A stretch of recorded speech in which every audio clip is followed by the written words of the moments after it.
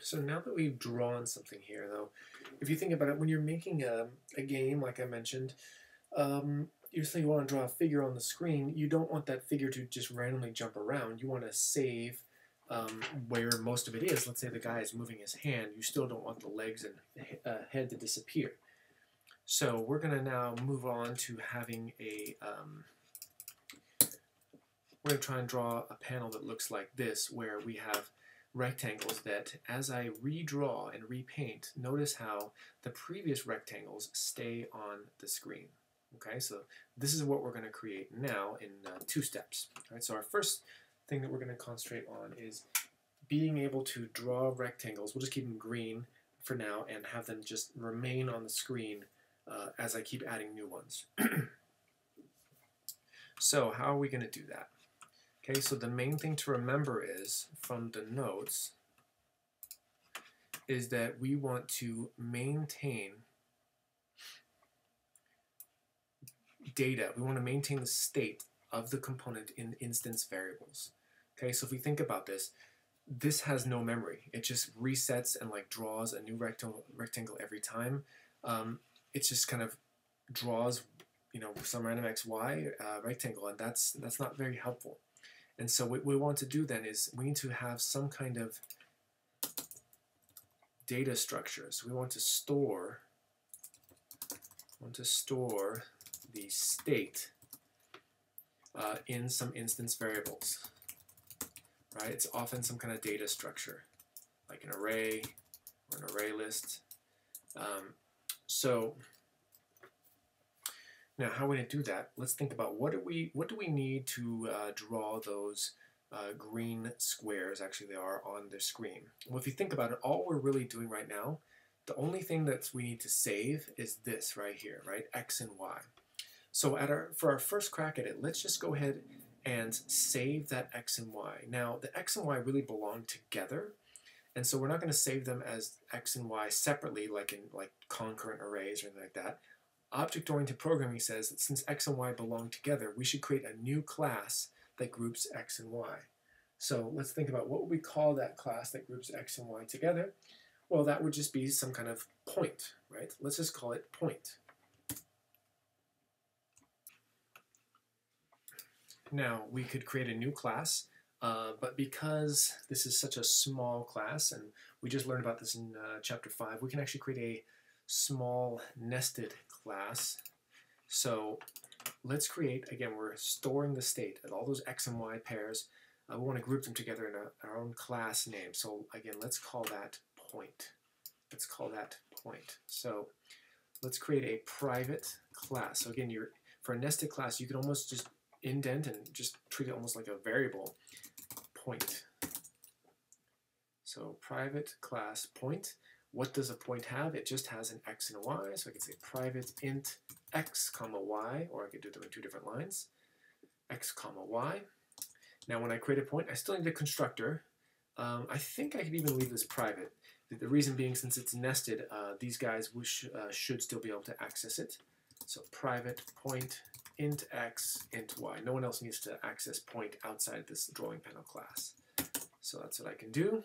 And I can just say this dot x equals x, this dot y equals y. So we've created a class that groups together x and y because we think, you know what, that's the only information we need to save in order to recreate that drawing. Remember, drawing in Java is it's like animation, not claymation. You need to redraw everything from scratch, every single frame. So now that we've got this class, we can create a data structure to hold all these points, right? Like if you think about it, every time I every time I redraw, every time the system calls paint component, I need to add another rectangle, right? Well, the previous rectangles need to be stored somewhere, right, in some kind of data structure. So for now, let's just keep it in an array. Okay, it's an array of points, right? It's a point array. Okay, we're going to use our new data structure, our new type that we've created called point. So let's have a point array called points, and since it's an array, we need to give it a size. So this is going to hold all the different points. So let's just make it really big, like 20,000.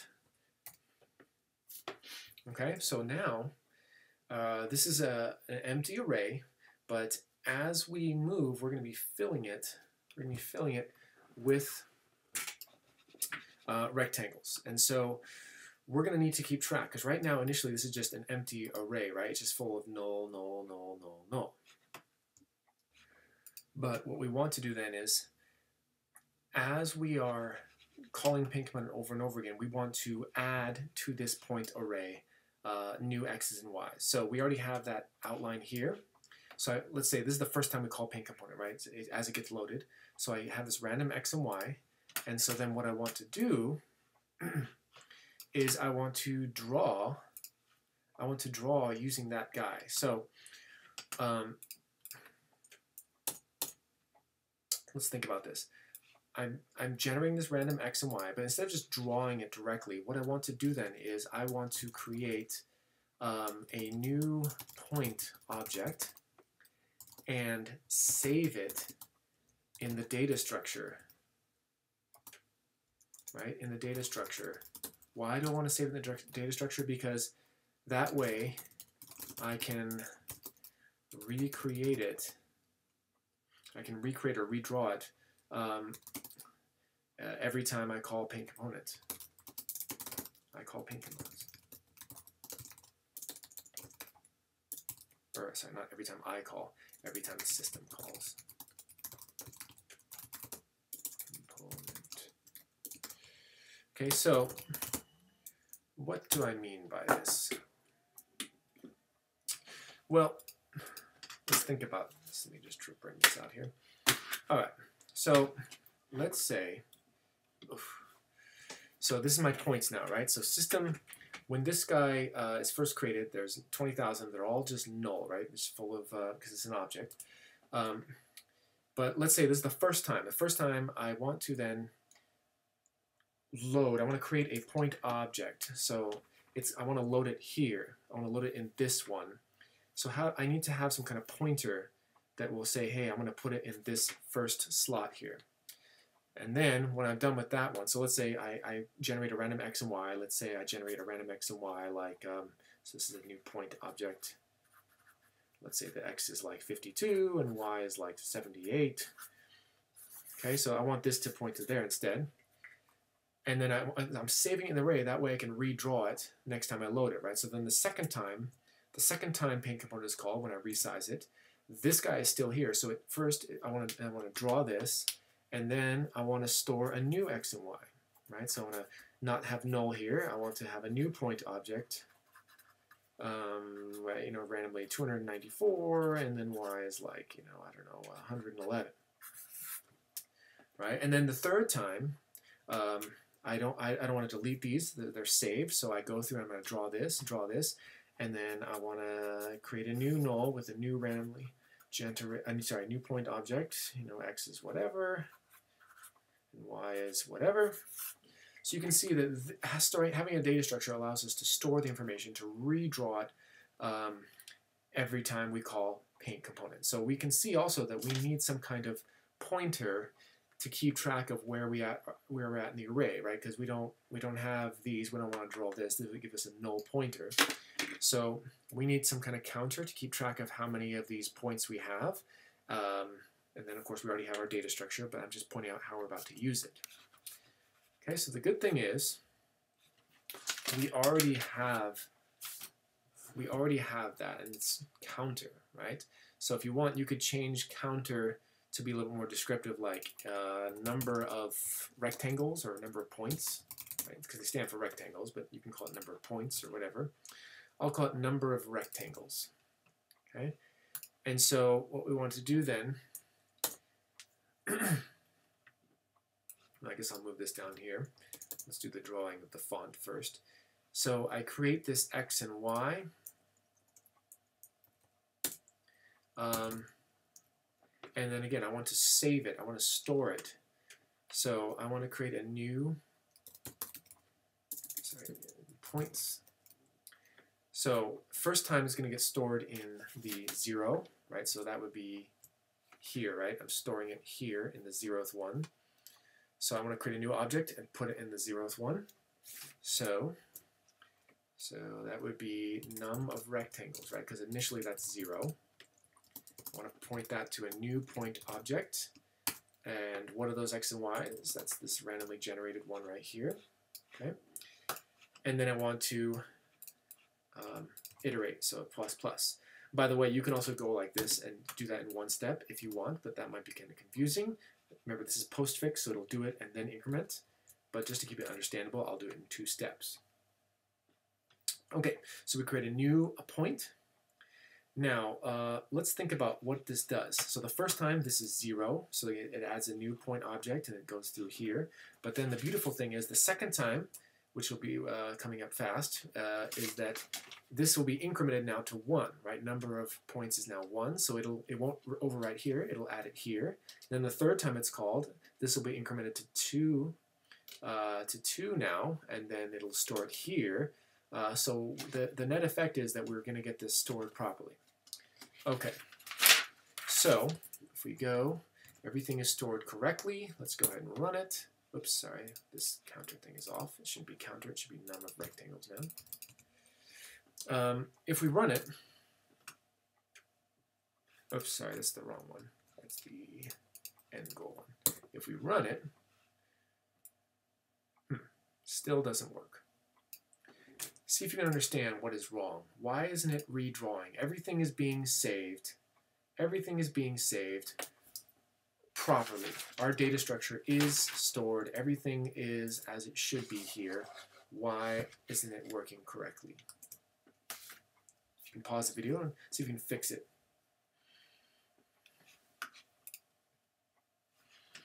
Okay, so hopefully as you're thinking about it, you realize that, okay, we've created a new point object, saved it in our data structure. I should go ahead and put that right here. That way I can recreate it every time the system calls paint components. So I've done that. The problem is, this is our drawing, right? It doesn't matter what our state is correct, but we're not drawing it correctly. We need to have some kind of loop. We need to actually go through and redraw all the rectangles from scratch, right? That's what you have to do. Remember, this is animation, not claymation. Okay, so we need to have some kind of loop. Right now, we're just drawing the one that we most currently generated. All the other ones are there in the data structure. They're being saved, but we're not properly using it. Okay, so let's go ahead and let's draw some kind of for loop.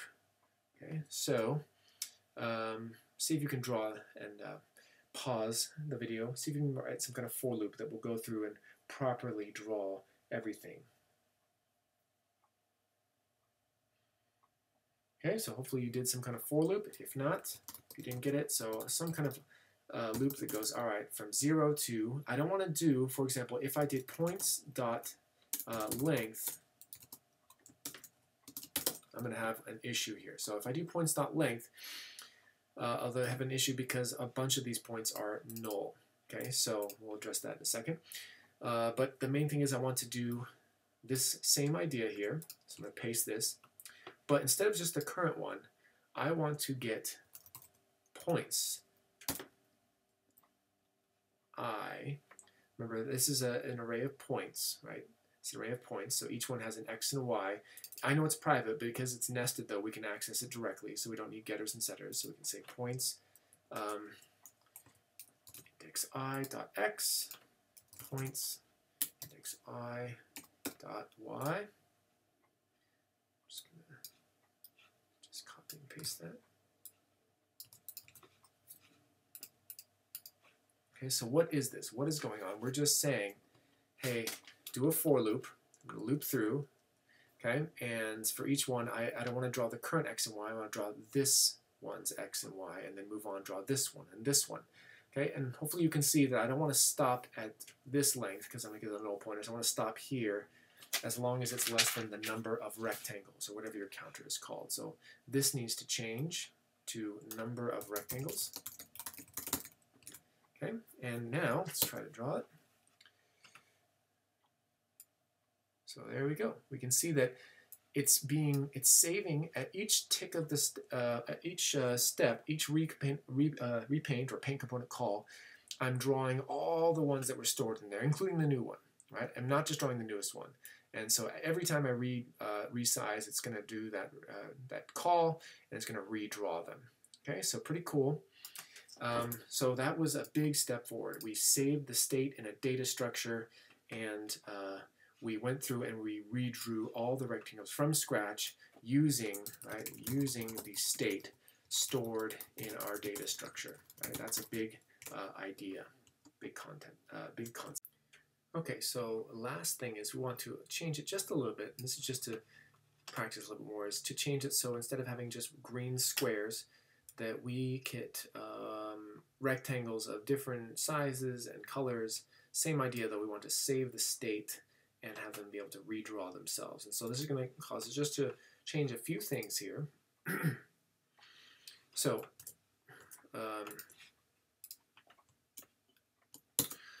looking at this, we're going to have to adjust what we need to save. In our instance variables. So if you think about it, before we just need to save the x and y. Looking at this though, what other stuff do you think we would have to save in our instance variables? You know, we've got this x and y here, this x and y, this x and y, this x and y, this x and y.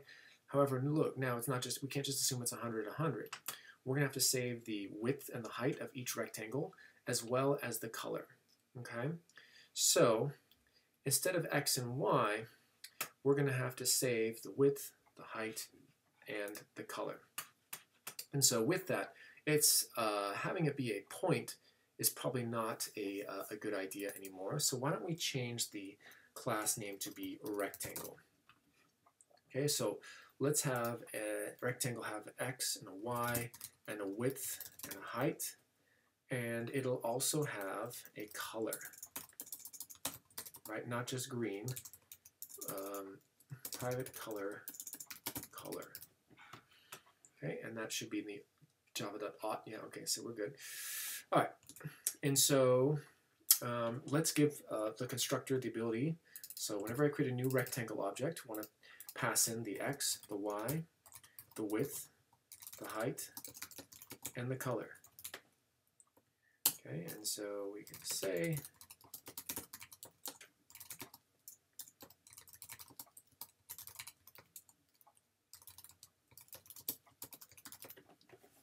allow that to be set up that way. All right, so now let's just see how that changes. So instead of a point array, I will now have a rectangle array, and let's call it rectangles. By the way, just to illustrate what happens when we run out, let's just make it only 20, so you can see what happens when you fill up that array. Okay, so I'm going to draw the font. I'm going to draw this string here. Let's just do a little bit of extra practice. See if you can go ahead and draw a pink border like this, that no matter how much I resize it, notice how that pink border is there? See if you can do that as well. Go ahead and pause the video. See if you can draw a pink border. How would that look like? Go ahead and pause and try.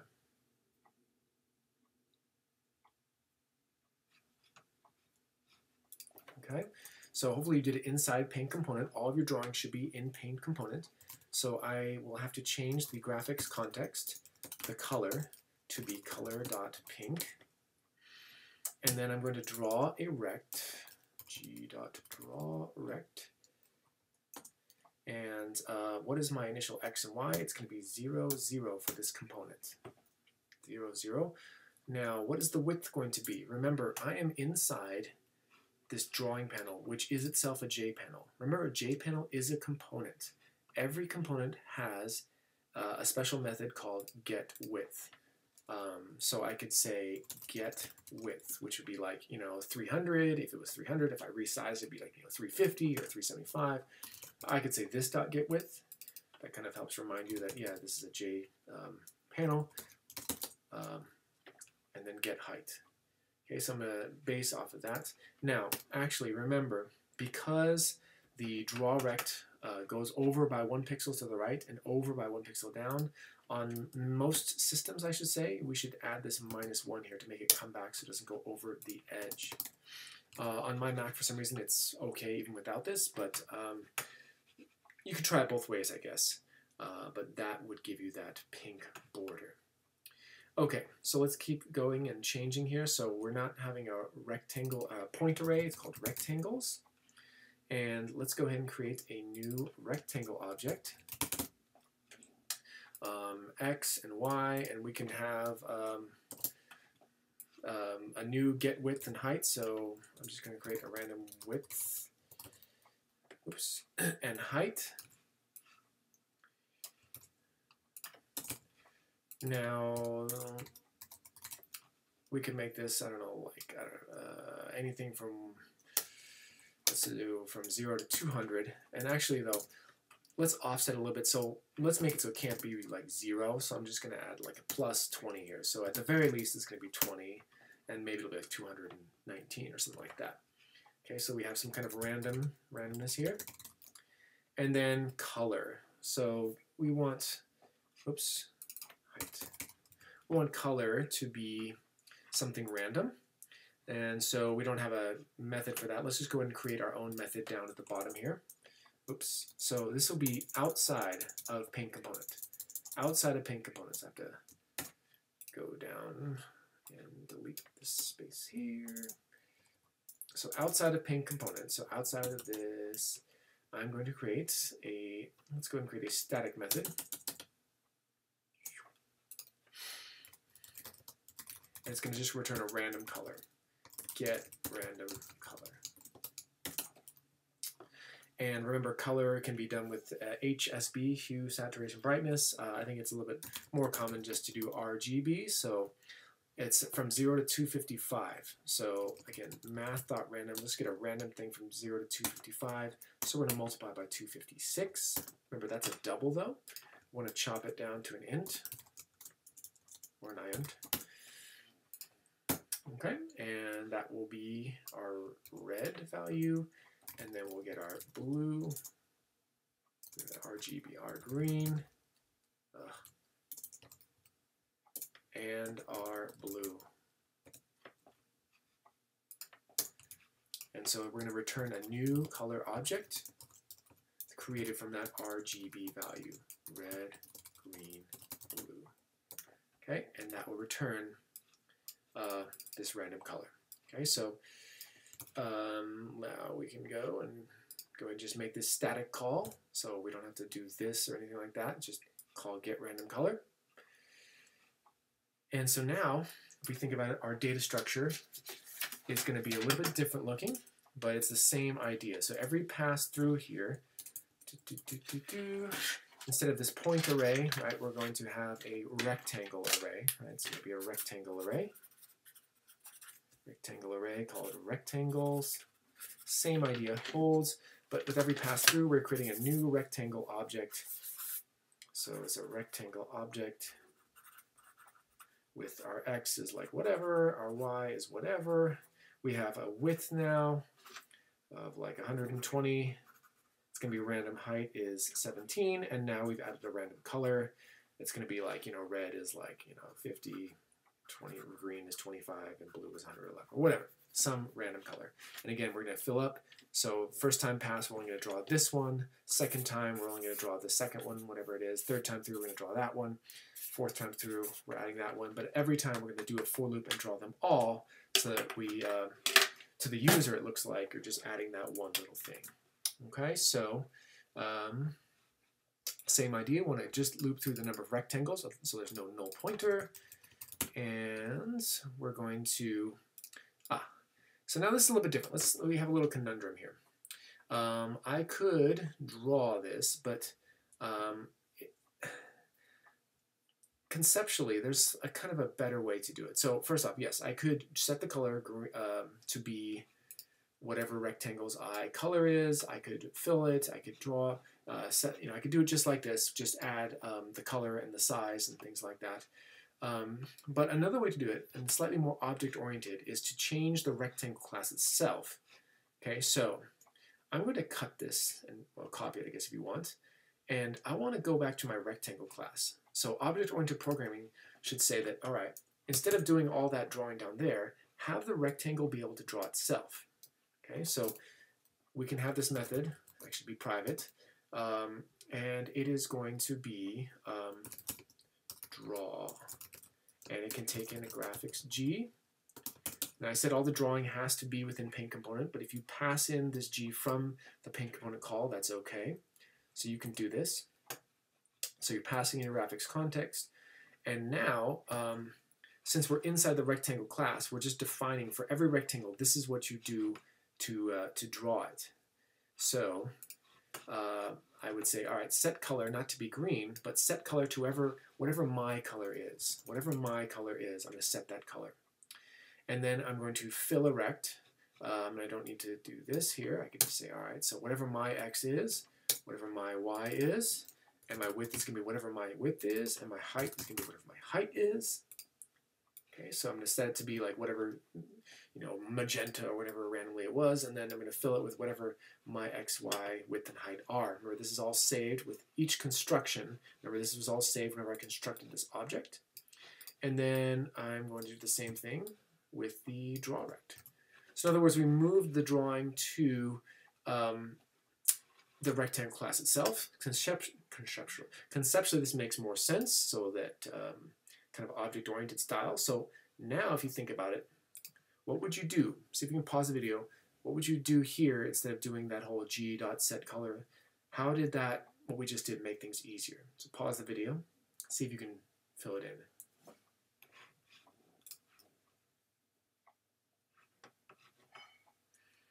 Okay, so the beautiful thing is, instead of having to do that whole, drawing step-by-step, setting the colors, so on and so forth, I could just say, all right, go down the line and call draw for this rectangle, this rectangle, this rectangle. Every one of these guys knows how to draw themselves, so just go down for however many rectangles we have and call draw. So rectangles, I.draw. Pass in the G, and we're done.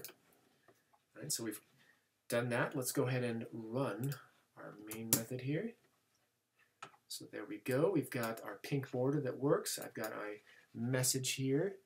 I've got this guy. Now let's see if I resize it. Does it save the state? It did. All right, so we've got a rectangle array filled with x's and y's, widths and heights, colors. It was all saved, and in fact we did it in a good object-oriented way. Each rectangle knows how to draw itself. So with each frame, I'm going back and redrawing all the different rectangles, and I think this is a good stopping point for 6-2.